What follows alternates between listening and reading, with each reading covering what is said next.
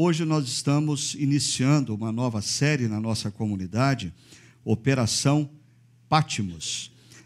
Mas antes da gente entrar propriamente na série, no último mês, enquanto os demais pastores estavam trabalhando na série Sob Nova Direção, eu havia pedido para a liderança da nossa comunidade, o conselho da igreja, um período onde eu não pregasse e eu me dedicasse a algumas outras coisas, algumas outras frentes da nossa comunidade. E aí, é claro, sempre tem aquelas pessoas mais bondosas que dizem assim: pastor, estamos com saudade de ouvir você pregando, agradeço a bondade de vocês, mas eu não sei se você percebeu, nessa última série nós tivemos a oportunidade de ouvir alguns jovens pastores que estão no contexto aqui da Chácara Primavera, e eu tenho grandes expectativas acerca dessa geração que está vindo por aí. A gente teve a oportunidade nesse último mês de ouvir gente como o Sauro pregando, o Leandro, que pregou pela primeira vez aqui na nossa comunidade, o Everton, que já tem pregado algumas vezes, sem falar, é claro, no pastor Wellington, que é pastor desse campo, e o pastor Juliano, que é pastor de outros dois campos, mas o Wellington e o Juliano não são promessas, né? Eles já são realidade. Se a gente fosse comparar o nosso time aqui da Chácara com um time de futebol, eu assim me considero uma espécie assim de Felipe Melo, mais educado, jogando futebol com seus 33, 34 anos de idade, orando para Deus me dar um fôlego assim de Zé Roberto e chegar aos 42, 43. O Juliano está aí nos seus 28, 29, no ápice da forma física de um jogador. O Wellington está vindo atrás com seus 26, 27 anos, e essa garotada que está chegando é tudo sub-20, né? Que a gente está dando a oportunidade para eles. Isso porque você ainda não teve a oportunidade de conhecer o nosso time sub-17, que está por aí, né? Como o Tiago, nosso seminarista, que ainda não estreou, gente como o Gojim, como o Paulo Ricardo, que estão chegando. Eu creio, assim, que nós precisamos orar por essa nova geração, para que Deus dê a eles um coração sempre ensinável, um coração sempre contrito diante de Deus, para que eles cresçam espiritualmente e como pastores, porque nós mesmos, como igreja, vamos ganhar na medida em que eles se tornarem mais íntimos de Deus, mais preparados para o ministério e fazerem a obra do Senhor com o zelo que essa obra merece. Então, esteja orando por essa nova geração e esteja valorizando essa nova geração. Nós aqui que participamos do início da Chácara Primavera, a gente tem que se conscientizar que a gente passa, né? Não necessariamente passa pela igreja, mas o nosso tempo de estar à frente da igreja vai chegar o momento em que vai passar, e a gente precisa estar olhando para essa geração que está vindo. Inclusive, eu diria até você que está habituado ao estilo da Chácara Primavera, você tem que estar aberto para pensar que a cultura da geração que vem atrás da nossa é outra, e a Chácara sempre foi uma igreja comprometida com a integridade do Evangelho e com a relevância para com a cultura, e igreja reformada sempre reformando. Então você precisa exercitar o seu coração e a sua mente para ter sempre essa abertura para biblicamente se renovar, biblicamente deixar a igreja se renovar. E hoje nós estamos iniciando, como eu disse, a série Operação Patmos. E como você deve ter percebido, essa série tem uma relação direta com uma das muitas operações da nossa Polícia Federal nos últimos anos, combatendo a corrupção. Na verdade, a gente não sabe quem está imitando quem, se somos nós, igreja, que estamos imitando a Polícia Federal, se foi a Polícia Federal que nos imitou como igreja, porque a Operação Patmos já aconteceu há cerca de 2000 anos atrás e já eu vou mostrar isso para você. No entanto, eu diria, é com grande tristeza que nós iniciamos essa série numa semana em que, na última sexta-feira, nós tivemos essa notícia estampada nas primeiras páginas dos jornais. Polícia Federal acaba com um grupo de trabalho da Lava Jato em Curitiba. É triste e é preocupante. É mais preocupante ainda quando você lê essa notícia à luz de outras notícias que saíram na primeira página do jornal nos últimos 7 dias. Deixa eu dar alguns exemplos para vocês, só alguns. Primeiro, Temer nomeia Raquel Dodge como procuradora-geral e sabota o sucessor de Janot. Outra, ministro Fachin manda soltar Rocha Loures, homem da mala da JBS. Afinal de contas, não existem evidências suficientes de que ele é um criminoso. Ninguém, assim, ele estava passeando na calada da noite com uma mala com 500 mil reais. Assim, você já não fez isso? Por que você vai culpá-lo? Todo mundo faz isso, né? Todo mundo faz. E uma última, para a gente não gastar muito tempo em notícias tristes. Ministro do Supremo Tribunal Federal, mais precisamente o ministro Marco Aurélio, devolve o mandato de Aécio e nega a prisão ao senador, inclusive alegando que o senador tem prestado um bom serviço ao Brasil como senador e como político.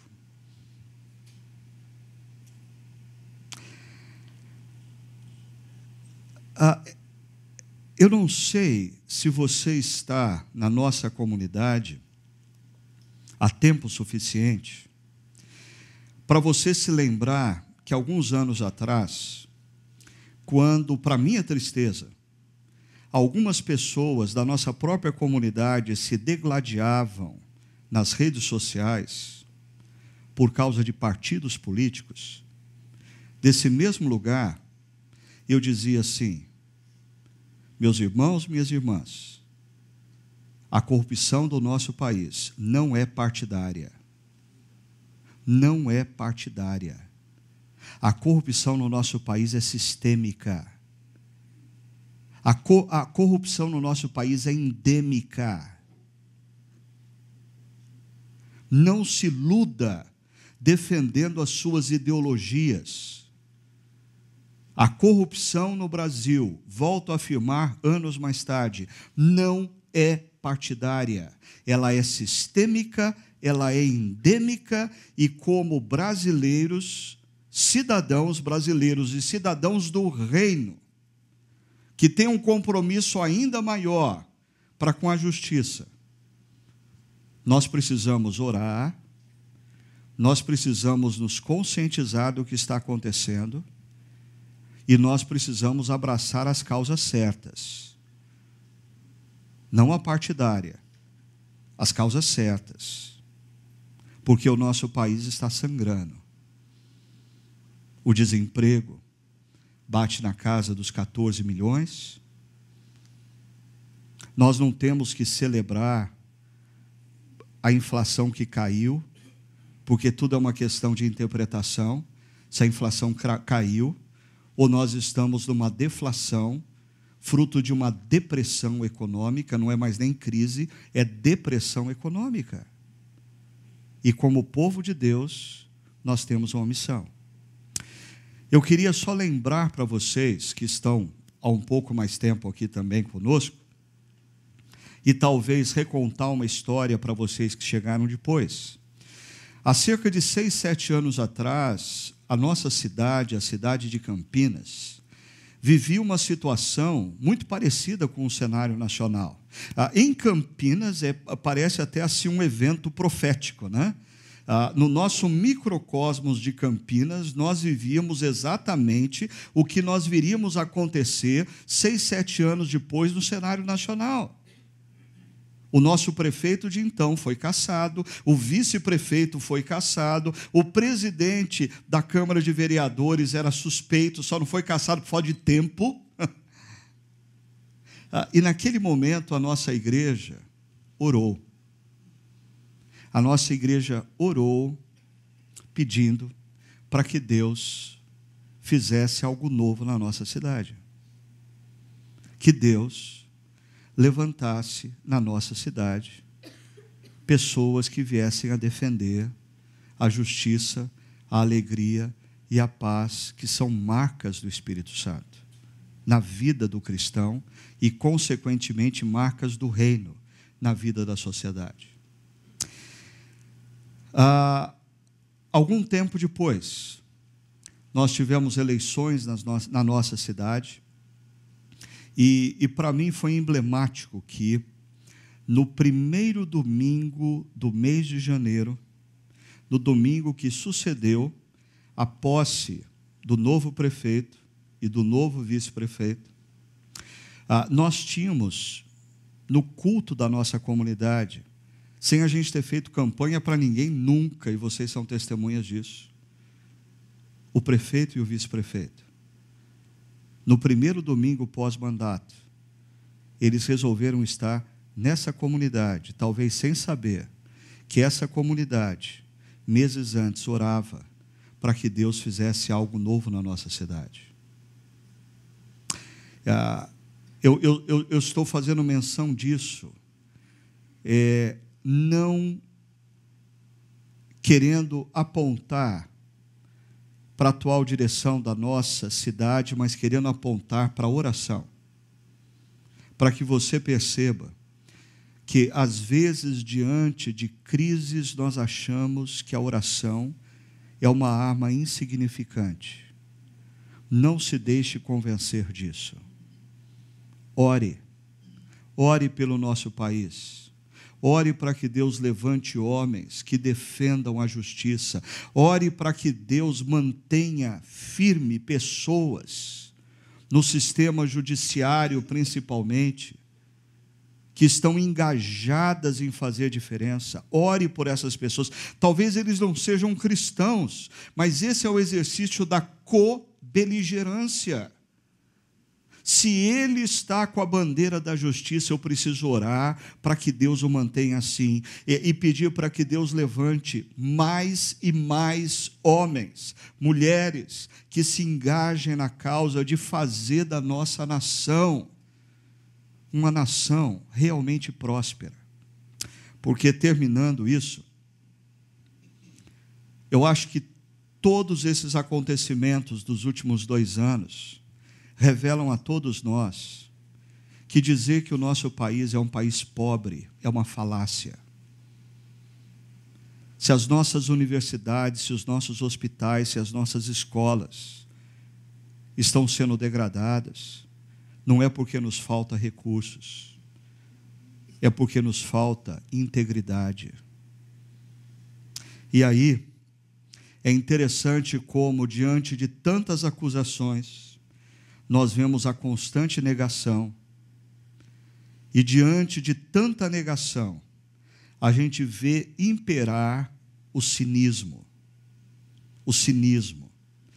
Para mim, o cinismo é a última marca, é o fundo do poço de uma sociedade que se corrompeu em toda a sua moralidade.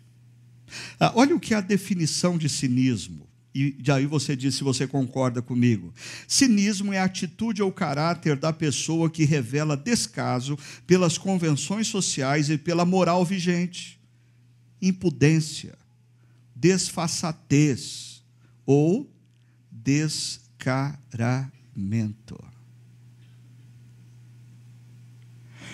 Ok. Mas e se a Operação Patmos tivesse sido deflagrada não contra os políticos da nossa nação, mas contra a igreja evangélica brasileira. E se de repente Jesus tivesse assumido pessoalmente a direção da Polícia Federal da Eternidade e deflagrado uma operação para revelar o que está acontecendo na igreja evangélica brasileira e começasse a fazer investigações e aceitasse a delação premiada, talvez, de alguns demônios que resolveram falar o que os supostos cristãos fazem quando as luzes estão apagadas. Já pensou? Se de repente, assim, se abrisse a oportunidade para que demônios fizessem delações premiadas acerca de alguns líderes evangélicos, alguns cristãos, alguns homens e mulheres que se dizem discípulos de Jesus aos domingos, mas nem assim, só Deus e os demônios sabem o que eles fazem de segunda a sábado. Seriam revelações bombásticas, hein? Você já pensou? Começar a ser estampado na primeira capa do jornal o que acontece nos bastidores da vida daqueles que se dizem evangélicos? Mas isso aconteceu, de certa maneira, há 2000 anos atrás, quando o apóstolo João se encontrava numa ilha, no mar Egeu, a cerca de 50 milhas da costa, que hoje é a Turquia, na ilha de Patmos. Quando Jesus vem ao encontro de João e resolve fazer algumas revelações do que estava acontecendo nos bastidores da política no Império Romano, algumas revelações acerca do que estava acontecendo nos bastidores da sociedade daquele século, mas também algumas revelações do que estava acontecendo nos bastidores das igrejas. Existiam 7 igrejas na chamada Ásia Menor, e uma delas era a igreja que se encontrava na cidade de Éfeso, principal cidade da Ásia Menor. Quando nós falamos de Éfeso como cidade, nós precisamos lembrar que Éfeso foi uma cidade fundada por volta do ano 1000 a.C. pelos gregos, depois os persas, com a invasão de Ciro o Grande, toma a cidade de Éfeso. Depois da queda do Império Persa, muitas revoluções aconteceram em torno da cidade de Éfeso, até que Alexandre o Grande, você já percebeu que no passado só tem gente grande, né? É Ciro o Grande, Alexandre o Grande, né? E Alexandre o Grande retoma Éfeso para o domínio dos gregos, até que o Império Romano vai então dominar a cidade de Éfeso e fazer de Éfeso a província romana, a capital na Ásia Menor. A cidade de Éfeso era de grande importância porque o seu comércio, devido ao seu porto, era tremendo. Além disso, a cultura na cidade era acima da média, se comparada às outras cidades do Império Romano. Éfeso possuía auditórios como um anfiteatro para 25 mil pessoas. 25 mil pessoas há 1000 anos atrás. Uma biblioteca que foi construída no 2º século pós-Jesus, que era estupenda para a época. E os arqueólogos estão, à medida que eles vão pesquisando a cidade de Éfeso, eles percebem que os moradores da cidade de Éfeso eram pessoas que economicamente e culturalmente estavam acima da média de toda a população do império.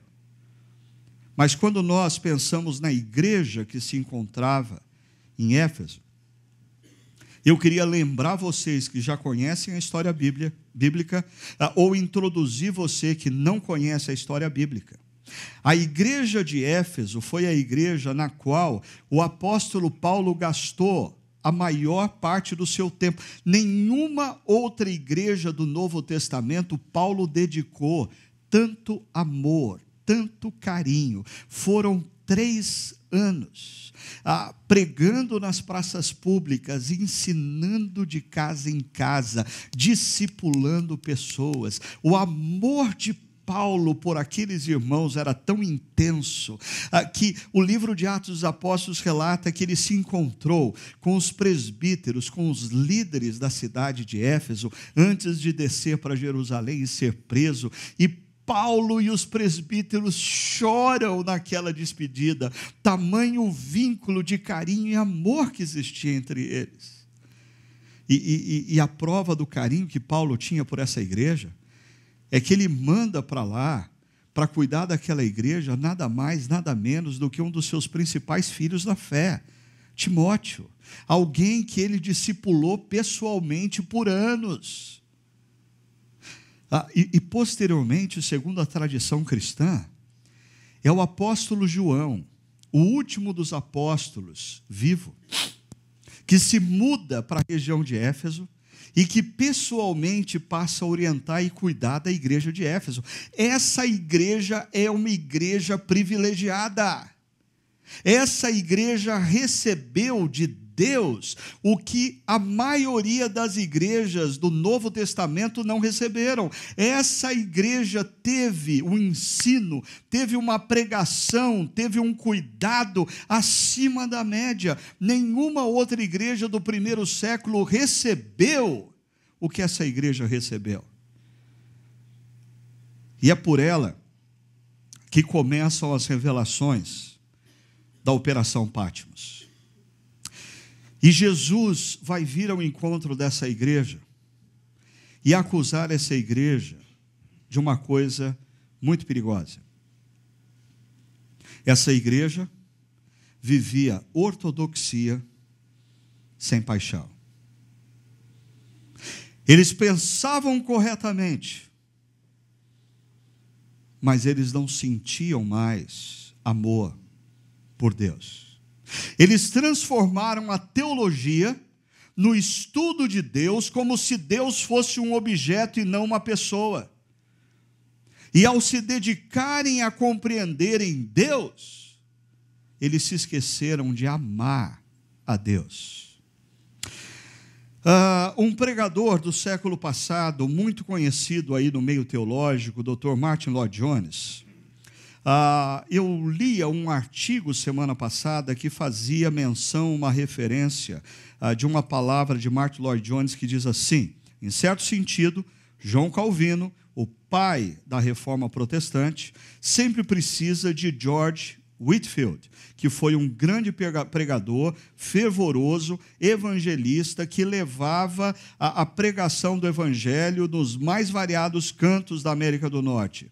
Com isso, continua Martyn Lloyd-Jones, com isso, quero dizer que o perigo dos que seguem os ensinos de Calvino, perceba a frase agora, o que fazem corretamente, é que tendem a se afundar no que eu descreveria como uma ortodoxia ossificada.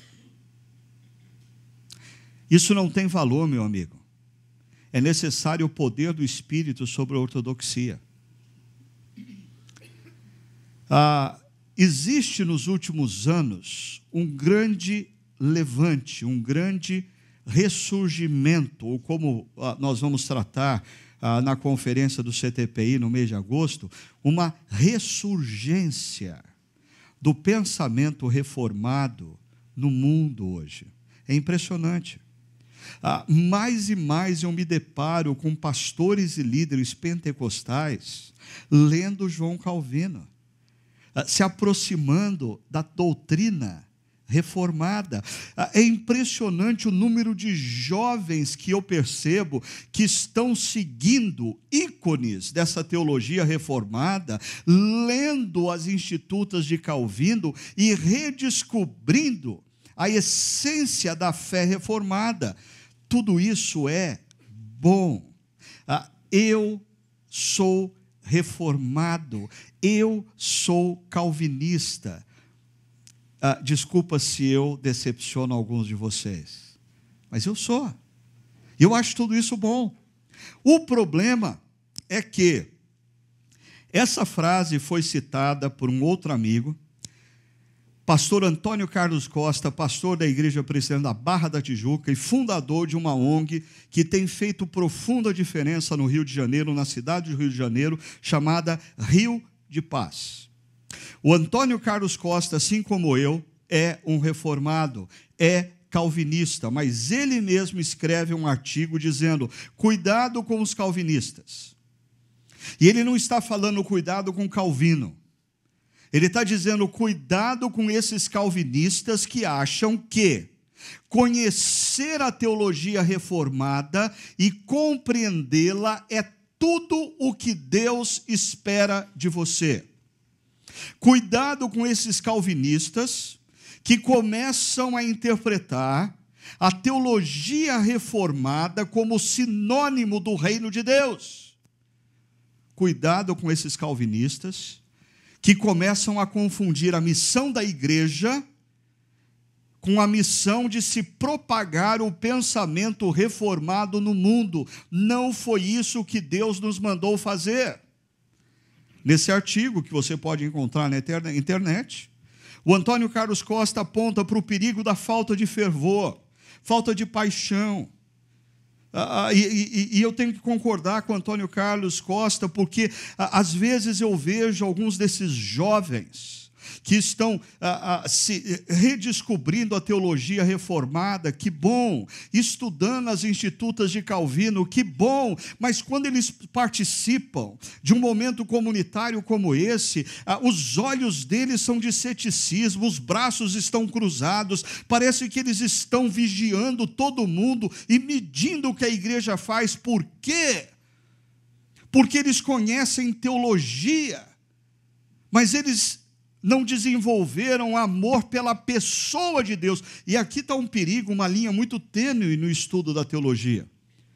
Porque quando nós nos dedicamos ao estudo da teologia, o que é teologia? Estudo de Deus. Cuidado para você não achar que você tem condições de colocar Deus numa bancada e dissecar Deus para estudá-lo. Lembre-se que você é criatura e Deus é Deus. A teologia deveria nos fazer pessoas mais humildes e não pessoas mais arrogantes. Toda espécie de teologia que faz com que o indivíduo se torne arrogante é do demônio. Porque a teologia bíblica convence o indivíduo que Deus é tão grande, tão grande, tão grande, e ele tão pequeno, tão pequeno, tão pequeno, que o discurso dele é mais humilde. O Antônio Carlos Barro também aponta para a ausência da evangelização. Algum tempo atrás eu estava numa conferência que falava sobre o desafio da igreja fazer discípulos na sociedade contemporânea. E um desses ícones dessa ressurgência da teologia reformada estava dando uma das palestras e eu fiquei assustado com uma coisa. Toda a palestra discorria acerca da celebração, porque o pensamento reformado tem se expandido no mundo. Mais e mais pastores estão buscando o pensamento reformado. Mais e mais igrejas estão se tornando reformadas. Mais e mais instituições estão redescobrindo os ensinamentos de Calvino. Em momento algum naquela palestra foi celebrado o fato de que mais e mais homens e mulheres estão compreendendo o que aconteceu na cruz e se renderam ao amor de Deus e se tornaram discípulos de Jesus. Ser reformado é a moldura através da qual eu leio as Escrituras e que me dá referência. Mas ser reformado não é a minha missão no mundo. A minha missão no mundo é ser e fazer discípulos. E talvez a acusação mais delicada e que merece muito cuidado. O pastor Antônio Carlos Costa diz que existe o perigo nessa ressurgência da teologia reformada com a confusão entre o que é fé cristã e o que é direita política norte-americana. Tem muita gente ouvindo, de segunda a sábado, pastores norte-americanos, tendo esses pastores como ícones do pensamento reformado, mas sem qualquer discernimento para perceber que muitas vezes esses pastores estão confundindo o evangelho com a cultura norte-americana, estão confundindo o reino de Deus com a ideologia da direita norte-americana. E isso é um perigo. Assim, quero deixar claro, pastor Antônio Carlos é um pastor querido a quem eu respeito, e ele é um reformado. Eu sou reformado, eu sou calvinista, mas eu alerto para o perigo desse pseudo-calvinismo que está emergindo em muitas das nossas igrejas, que levam as pessoas a se tornarem arrogantes, se tornarem frias na fé, se tornarem descomprometidas com a missão, e sem critério nenhum, começam a abraçar a ideologia da direita norte-americana, como se fosse sinônimo do que é o reino de Deus para a história. Mas o que Jesus diz para a igreja de Éfeso sobre isso? Jesus diz assim: ao anjo da igreja em Éfeso, escreva. Nós estamos aqui no primeiro verso de Apocalipse 2. E a pergunta é: que história é essa de anjo da igreja de Éfeso? Existem duas teorias. A primeira é de que Jesus está falando acerca do líder espiritual daquela igreja, do pastor daquela igreja. Existe uma outra teoria que diz que não, Jesus está falando para o anjo daquela igreja, e os defensores dessa teoria, eles abrem as portas para que a gente comece a entender que cada igreja tem um anjo, assim como no Antigo Testamento, em alguns determinados trechos do Antigo Testamento, parece que cada nação tem um anjo, e isso abre portas para você começar a defender que cada um de nós tem um anjinho da guarda. Eu acho que o grande problema disso é a falta de percepção das pessoas que a literatura apocalíptica, ela possui detalhes que, se você os interpretá-los de maneira radical e estrita, você vai pegar um caminho complicado. Perceba que Jesus está dizendo ao anjo da igreja em Éfeso, e ele coloca um imperativo: escreva. Esse imperativo não está associado ao anjo, mas a João. João, escreva.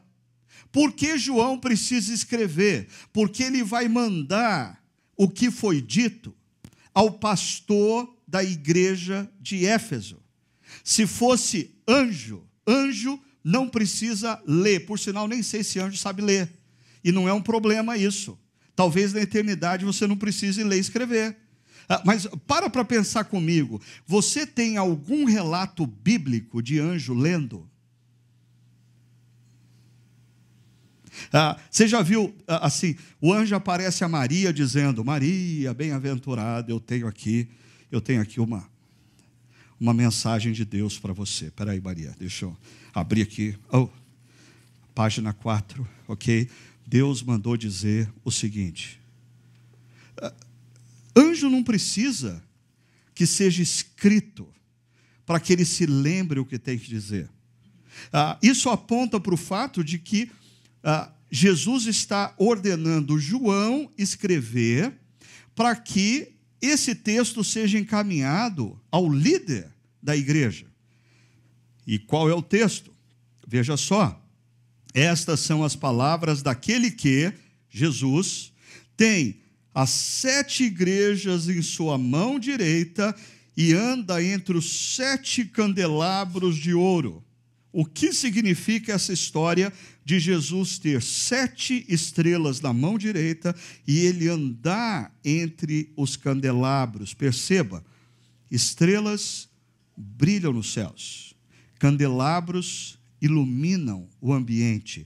Tanto estrelas nos céus como candelabros numa sala têm uma missão que é análoga à missão da igreja, de ser luz no mundo.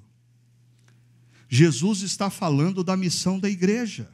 A igreja representa estrelas nos céus, como em Filipenses capítulo 2, o apóstolo Paulo diz que os cristãos devem funcionar na sociedade como estrelas brilhando no universo. Mas também Jesus diz aos seus discípulos: vocês são a luz do mundo. Jesus está segurando as estrelas e está andando entre os candelabros. Jesus está sustentando as igrejas e Jesus está andando no meio das igrejas. As estrelas estão nas mãos. Os candelabros, Jesus anda entre eles. O que significa isso? As estrelas nas mãos é um apontamento da perspectiva eterna. A luz da eternidade, eu e você, estamos nas mãos de Jesus. E deixa eu ser bem claro no significado disso. Não há diabo que te carregue, ok? Você está nas mãos de Jesus. Você vai chegar na eternidade com Deus, porque a tua fé não depende de você, depende do poder das mãos de Jesus, e Jesus te segura. Você está nas mãos de Jesus. Ele tem a igreja em suas mãos. É bem diferente você se imaginar na seguinte cena. Jesus é um ser todo-poderoso que está na torre de um edifício e você está pendurado, prestes a cair. E você tem 2 alternativas. Alternativa número 1, você segura no punho de Jesus. Alternativa número 2, você deixa Jesus segurar no seu punho. Alternativa número 1, eu não tenho certeza que você vai se salvar, porque tudo depende de você. Alternativa número 2, deixa Jesus segurar no seu punho. E aí eu não tenho dúvida de que você vai estar comigo na eternidade, porque tudo depende de Jesus. A igreja está nas mãos de Jesus. Agora, a segunda imagem é de que Jesus anda entre a igreja. Jesus, historicamente, ele anda no meio da igreja. Historicamente, Jesus está aqui, andando entre nós.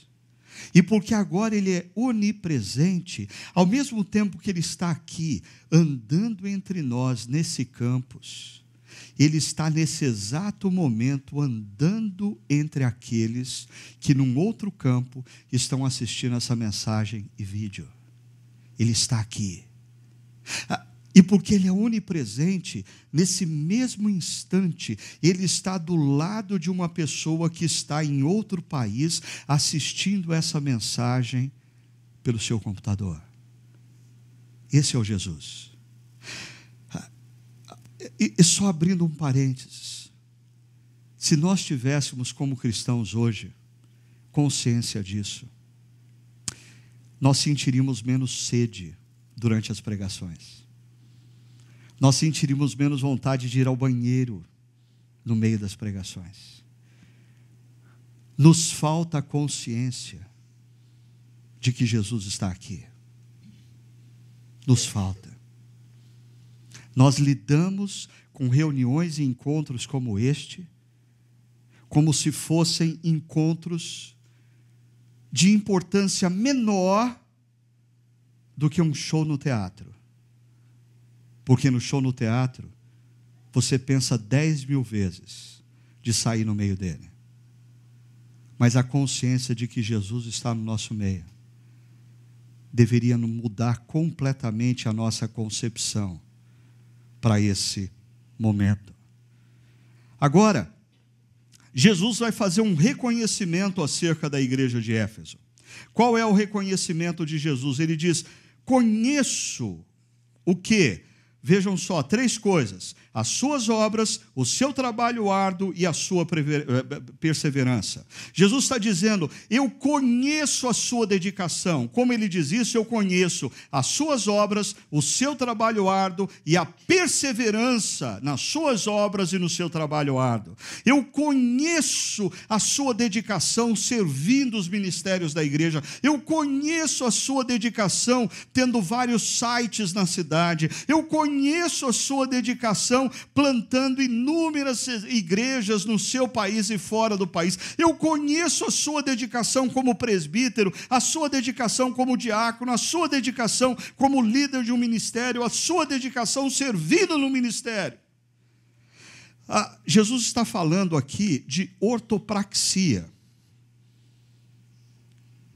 É a prática correta. Essa é uma igreja que tem uma prática correta. Não existe problema nenhum nessa igreja quanto ao serviço que ela presta. Todo mundo nessa igreja está engajado no ministério. Todo mundo nessa igreja frequenta os cultos todo final de semana. Todo mundo nessa igreja contribui financeiramente. Todo mundo nessa igreja está empenhado em plantar novas igrejas em outras cidades. Essa igreja, na sua ortopraxia, é louvável de Senhor Jesus Cristo. Agora, perceba, ele começa o verso 2 com o verbo conheço. Olha no meio do verso 2 o que acontece. Sei. É um paralelo com o verbo conheço. Conhecer e saber. Eu conheço, eu sei. E como Jesus usou 3 linhas para definir o que ele conhecia, agora ele vai usar 3 linhas para definir o que ele sabe.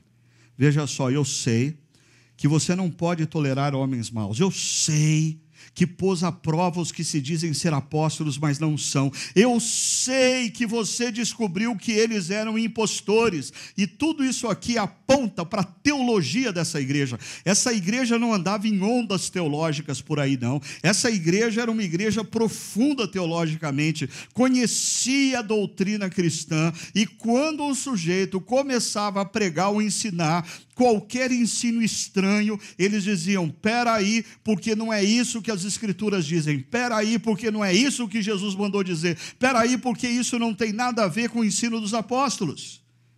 Em outras palavras, essa igreja tinha ortopraxia e ortodoxia. Essa é a igreja dos sonhos de muitos pastores. Muitos pastores sonham em ter uma igreja assim, que pensa corretamente e age corretamente, tem a teologia certa e a prática de vida certa.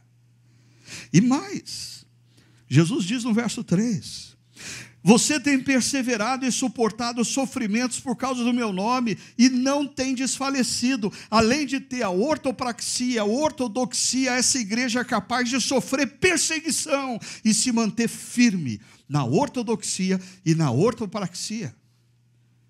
Mas aí vem uma acusação. E a acusação de Jesus é: contra você, porém, eu tenho isso. Você abandonou o seu primeiro amor. Contra você eu tenho isso. Você continua engajado nos ministérios. Você continua servindo como presbítero, diácono, como líder. Você continua frequentando os cultos todo domingo. Você continua tocando na equipe de música. Você continua cantando na equipe de música. Mas vamos falar sério. Você não me ama mais. Você não me ama mais. Você trabalha para mim, mas você não se relaciona mais comigo. É isso que Jesus está dizendo a essa igreja.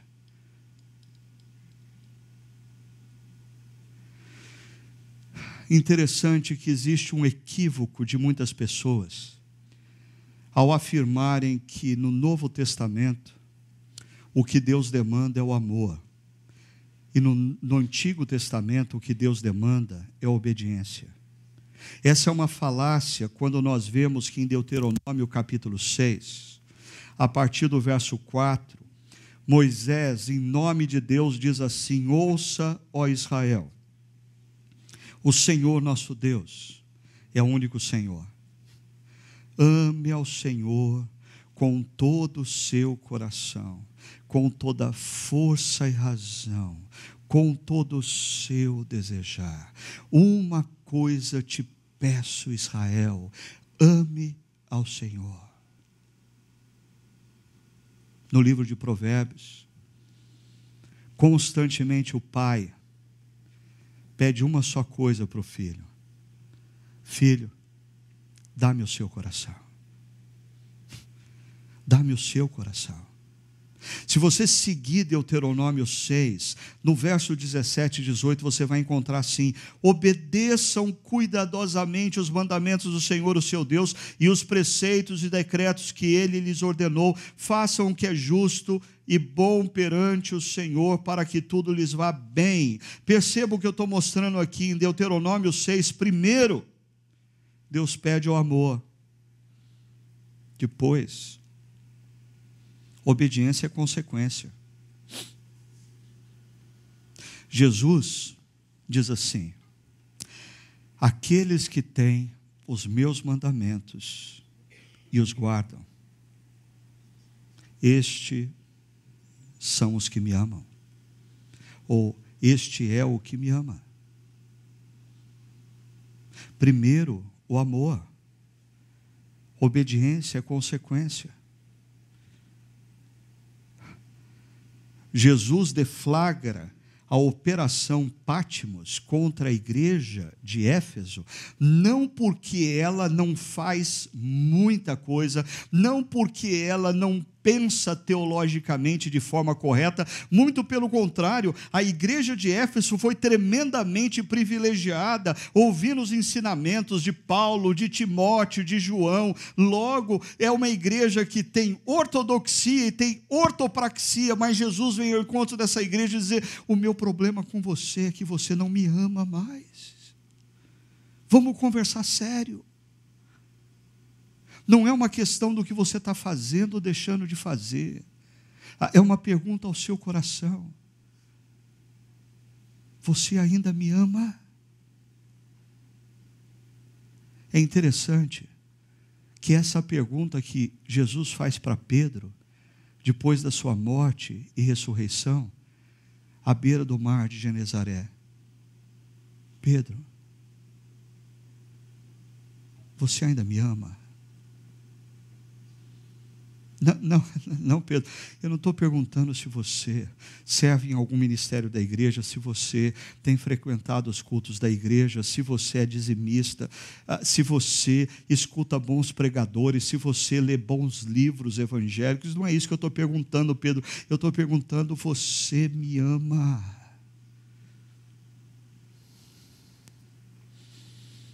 E Jesus traz consigo uma sentença.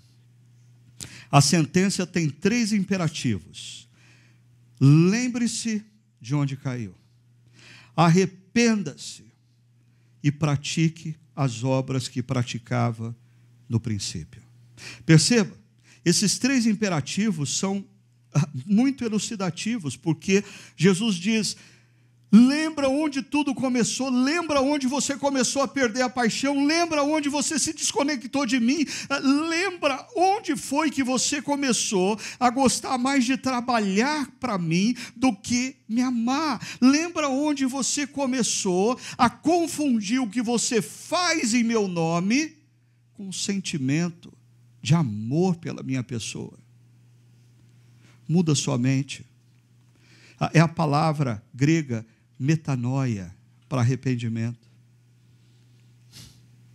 Sabe o que tem faltado nos nossos políticos e líderes? Metanoia, arrependimento. E quem não tem capacidade de se arrepender, cai no cinismo, cai no cinismo. Não, eu nego tudo. Jesus vem ao encontro da pessoa nesse momento, seja você estando nesse campo, assistindo o vídeo em outro campo, ou ouvindo essa pregação num outro momento, através da internet, Jesus vem até você e diz: eu tenho contra você uma coisa. O seu amor por mim não é mais o mesmo. Eu sei disso. Eu sei disso. E você tem duas alternativas: lidar com o cinismo. Não, Senhor Jesus, o Senhor tem que ver que não é bem assim a coisa. Assim como aquele sujeito andava com uma mala com 500 mil reais na calada da noite, e a justiça está dizendo que ele não é culpado. Eu tenho as minhas razões pelas quais o meu amor pelo Senhor não é mais o mesmo. O Senhor tem que... Para com isso. Jesus te convida a mudar a mente. E o último imperativo: volte à prática das primeiras obras. Jesus está dizendo assim: eu quero voltar a encontrar você pela manhã lendo a Bíblia. Eu quero voltar a encontrar você pela manhã orando. Eu quero voltar a ver você se empolgando comigo e a minha ação no mundo. Eu quero voltar a perceber que você tem paixão de mostrar para os seus amigos que você me segue. Eu quero voltar a ver você cantando numa equipe de louvor, demonstrando amor por mim. Eu quero voltar a ver você tocando para minha honra e glória. Eu quero voltar a ver você servindo, não porque você está na escala, mas porque você me ama. Lembre-se, muda a mente, volta a fazer as primeiras obras. Se não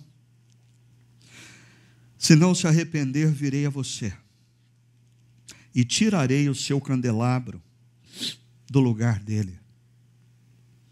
Essa é parte da sentença. Perceba, as estrelas nas mãos de Jesus significa que a nossa salvação depende dele e é imutável. Ele disse: todo aquele que vier até mim, jamais o lançarei fora. Você não perde a salvação, mas o candelabro tem a ver com a sua missão histórica, de ser luz entre a sociedade, de servir para a honra e para a glória de Deus. E aqui eu queria dizer uma coisa muito séria: se Deus te deu dons e talentos para você ser luz, e você resiste em mudar de mente e voltar ao primeiro amor, Jesus pode sim tirar de você esse candelabro e dar para outro. Você não quer me servir? Você insiste em me servir com cinismo, você insiste em me servir sem paixão, sem amor. Eu vou tirar o seu candelabro e a missão vai ser cumprida por outro. O outro vai ter o privilégio e o prazer de participar da missão que eu estou realizando na história. A salvação nós não perdemos, mas você pode perder o privilégio de ser usado por Deus na história. Isso tem a ver com a disciplina de Deus. Igrejas morrem quando perdem a paixão por Jesus e pela missão de ser luz no mundo como candelabros. E igrejas morrem quando elas têm ortodoxia, e elas podem ter até ortopraxia, mas elas perdem o amor por Deus. Você já viveu a situação de estar num funeral e se aproximar do caixão e olhar para a pessoa que está no caixão? Eu já me pensei nisso, meu Deus, mas Essa pessoa ontem, ela estava andando normalmente, ela estava falando normalmente, ela estava pensando normalmente. Aqui, ó, Senhor, nesse caixão tem a mesma pessoa. 2 olhos, 1 nariz, 1 boca, 2 ouvidos, 2 braços, 2 pernas, 2 pés, 5 dedos em cada pé, 5 dedos em cada mão. É a mesma pessoa, Senhor. Está tudo em ordem. Por que ela não levanta? Porque ela morreu.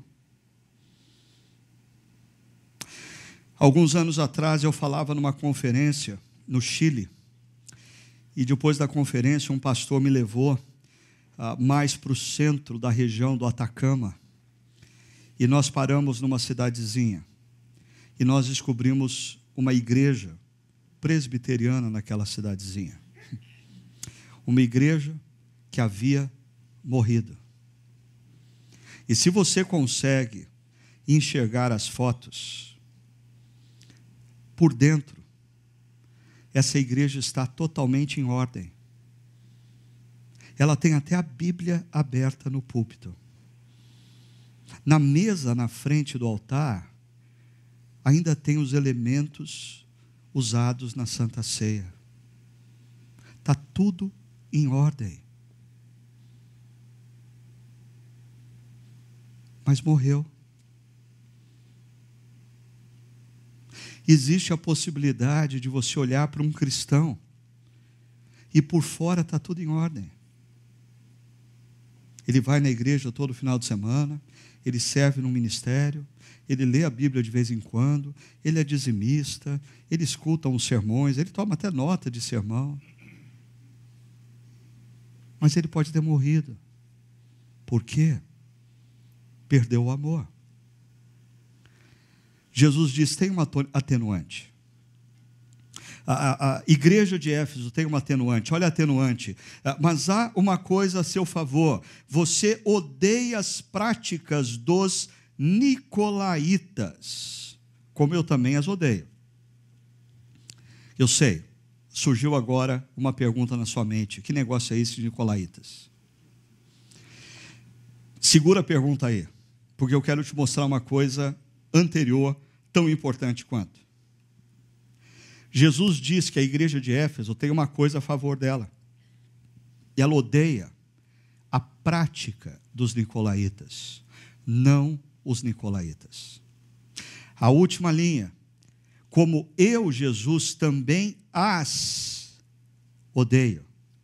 Referência às práticas, não aos nicolaítas.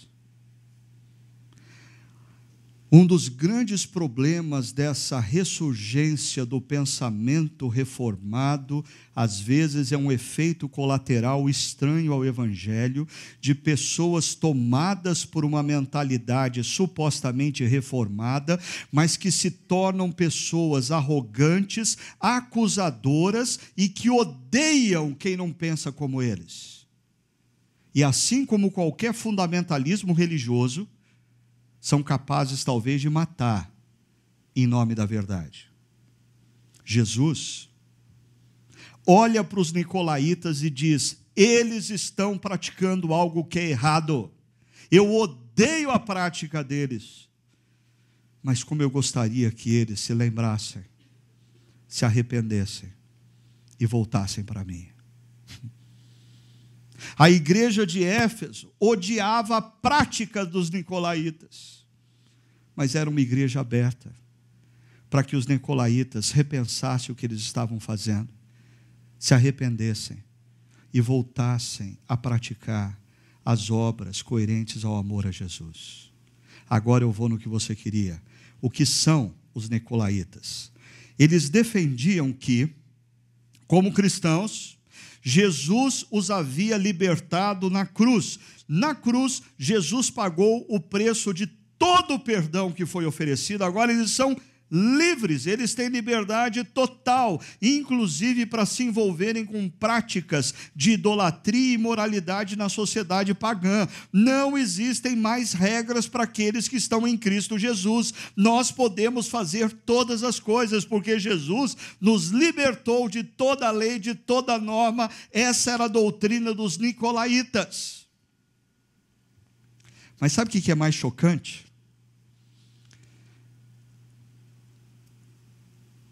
De onde vem esse nome, Nicolaítas? Deixa eu fazer para você uma das revelações mais bombásticas da Operação Patmos nesse texto. A tradição cristã aponta para o fato que os nicolaítas, eles eram seguidores de Nicolau. Sabe quem é Nicolau? Um dos 7 homens escolhidos em Jerusalém para ser parte do grupo dos primeiros diáconos da igreja cristã.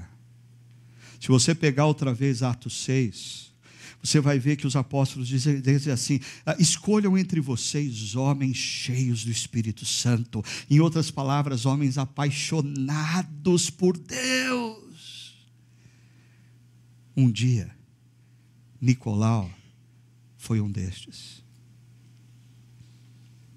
Décadas depois, Nicolau é líder de um grupo de pessoas que pensa que pouco importa o que eles fazem com a sexualidade, o que eles fazem com as atitudes deles. Você percebe o perigo? Se Nicolau um dia foi um homem cheio do Espírito Santo, e décadas depois, ele estava à parte da igreja, ele faz parte dessa igreja que está nas mãos de Jesus eternamente, mas na história, o candelabro foi retirado. Eu não quero ser um desses, eu não quero. Por isso, Jesus termina com uma promessa: aquele que tem ouvidos, ouça o que o Espírito diz às igrejas. Essa é uma referência ao fato de que as cartas, chamadas cartas do Apocalipse, não são destinadas especificamente a uma igreja. Elas são mensagens destinadas a todas as igrejas, apesar de tratar de um caso específico de uma igreja. E Jesus diz: ao vencedor darei o direito de comer da árvore da vida que está no paraíso de Deus. Ao vencedor, ao vencedor. Ué, não dependia tudo de Jesus? Agora ele está dizendo que ele só vai dar esse direito a quem vencer? A pergunta é: quem é esse vencedor? Se você não sabe, você quer saber? Eu vou responder na última mensagem dessa série. Termino perguntando a você, veja só, como se encontra a sua paixão por Jesus e por sua missão? Hoje é dia de você perceber que Jesus anda entre os candelabros. Jesus está aqui. E da mesma maneira como ele disse à igreja de Éfeso: eu conheço, eu sei. Não adianta você fugir da raia, ele conhece, ele sabe. Ele conhece, ele sabe como vai ser o amor por ele. Talvez ele esteja diante de você hoje dizendo: eu tenho contra você uma coisa, meu filho, minha filha. Você ama mais o que eu estou fazendo através de você do que a mim. Você ama mais o que eu posso fazer por você do que a mim. Você ama mais o trabalho que você faz do que a mim. Você trabalha para mim, mas você se esqueceu de mim.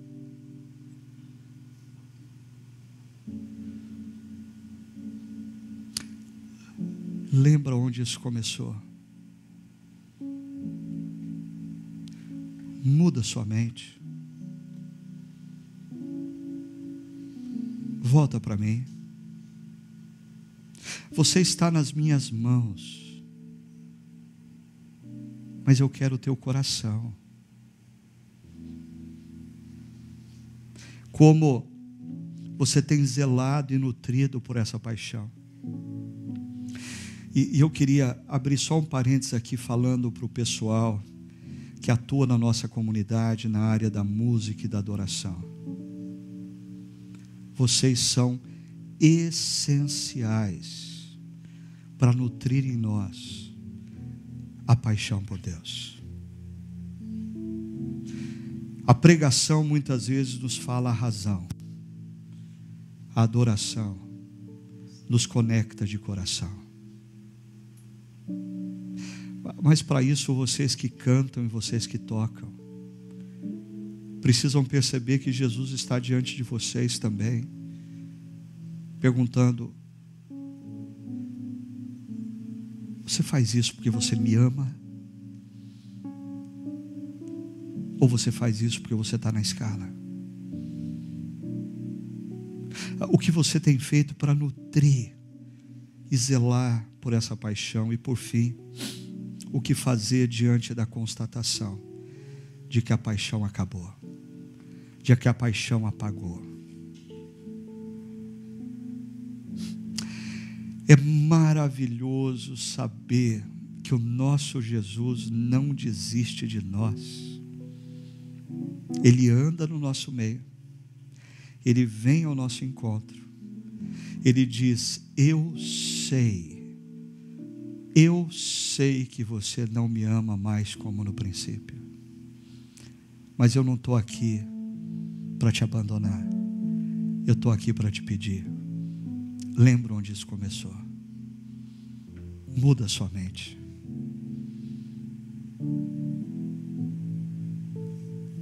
e volta a fazer o que você fazia no começo.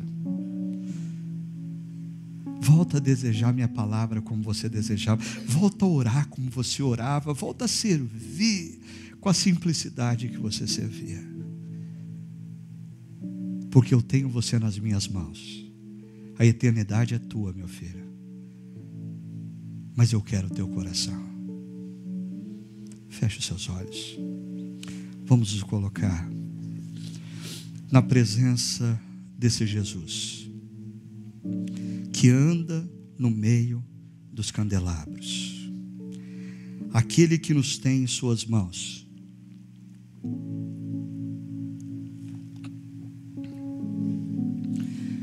mas está diante de nós,